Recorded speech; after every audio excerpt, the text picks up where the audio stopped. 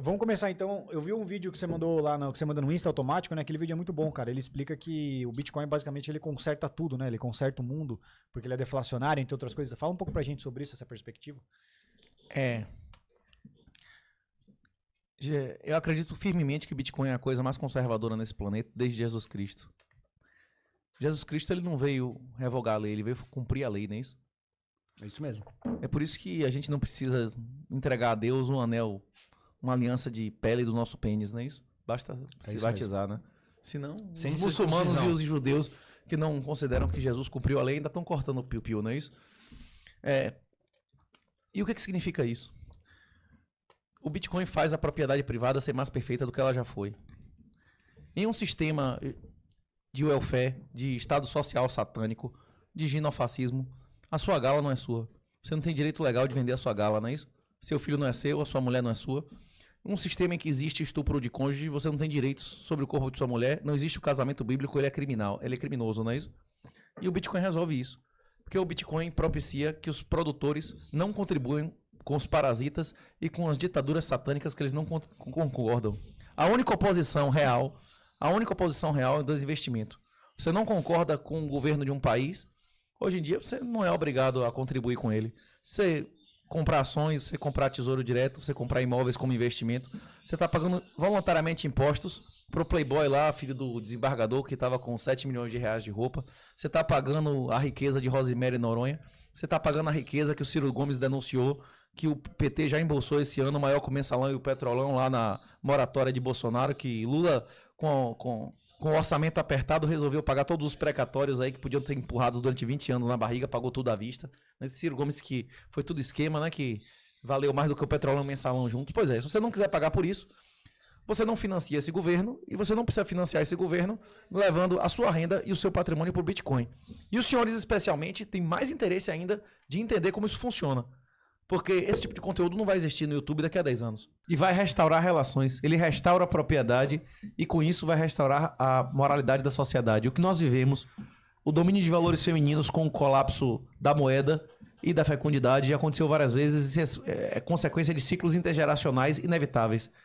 Esparta colapsou porque mulheres poderiam dormir com quem quisesse e o marido não podia nem sequer reclamar, que é exatamente o que nós vivemos hoje. Colapsou a fecundidade. Aconteceu isso em Roma. Aconteceu isso em diversas civilizações, é a nossa vez.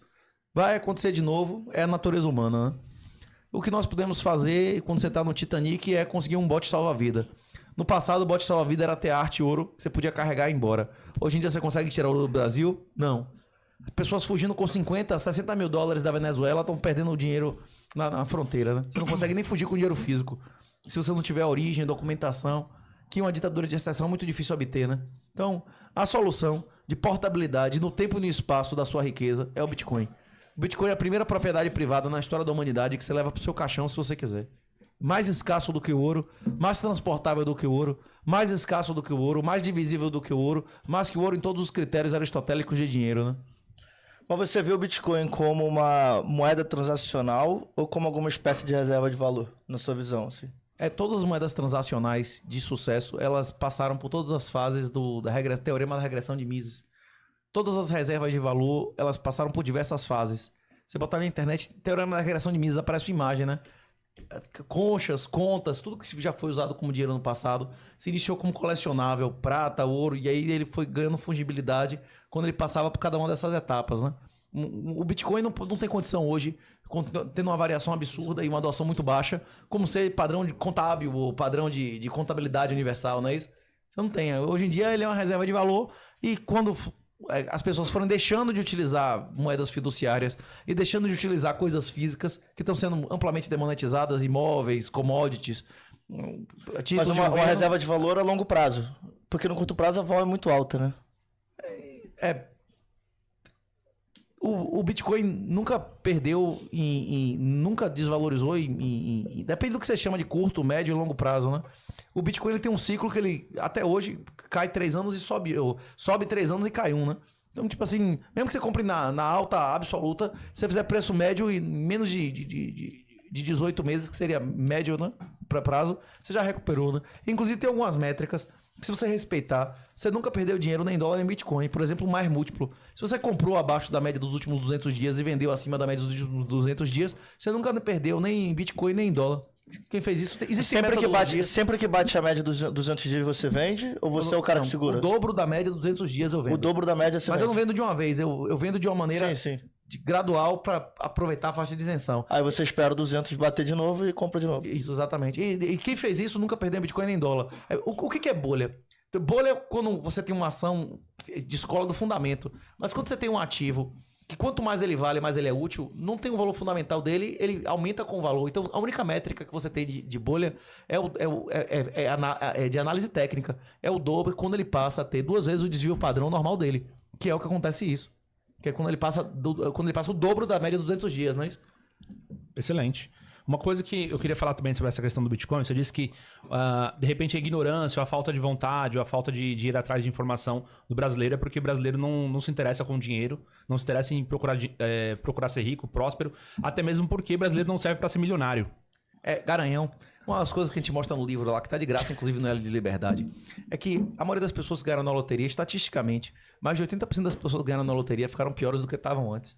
Tem Piores? Piores. Eles se fuderam na vida, perderam emprego, perderam a família, perderam a porra toda. A maioria das pessoas que ganham na loteria perdem tudo. Então, isso foi uma coisa que eu notei aqui, que quem disse isso foi o Machado de Assis. Quando ele disse que o cara lá ganha dinheiro e os parentes em cima fica tudo sugando o que o cara tem até ele ficar pobre de novo. É isso.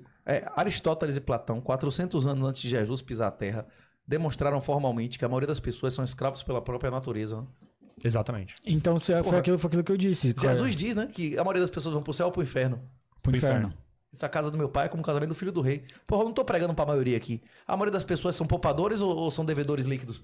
Mas então Exatamente. a salvação do Bitcoin continua sendo individual. Eu concordo, mas o ponto que eu queria entender melhor é com relação à mudança macrosocial, principalmente, e com relação a daqui a 10 anos, e esse poder patriarcal que o homem vai ter em grande medida, muitas vezes é inviável por causa disso, porque ele é escravo de si mesmo. Na verdade, as pessoas que são escravas de si mesmo, elas são irrelevantes no curso da história. Porque se o cara é escravo de si mesmo, ele tem uma preferência temporal distorcida, ele não consegue fazer acumulação. Quem não faz acumulação é irrelevante economicamente. Uhum. A gente não precisa convencer a maioria. A regra do 80-20 é verdadeira e é composta, não é isso? 20% das pessoas concentram 80% da produtividade, 80% do patrimônio. E também 64,4, 0,8, 51, não é isso? Essa regra também funciona de maneira composta. Se a gente convencer 0,5% do 1% das pessoas mais produtivas da sociedade, meu irmão, você já conseguiu tirar mais de 30% da riqueza e já colapsou o negócio. O Estado Social, a ditadura neofascista, ela vai colapsar de qualquer maneira. O Titanic vai afundar. Tipo assim, você pode entrar no bote salva-vida ou não. Assim, à primeira vista, o Titanic é muito mais confortável, ainda estão servindo jantar no Titanic, ele é muito mais estável do que entrar no bote salva-vida, né? E a maioria das pessoas que morreram no Titanic é porque ficaram enrolando pra entrar no bote, né? Mas por que as pessoas que ficam ricas, elas acabam fazendo merda? Porque você dá um exemplo que o cara começa a andar com puta, com drogado, com bandido. E por que o brasileiro faz isso?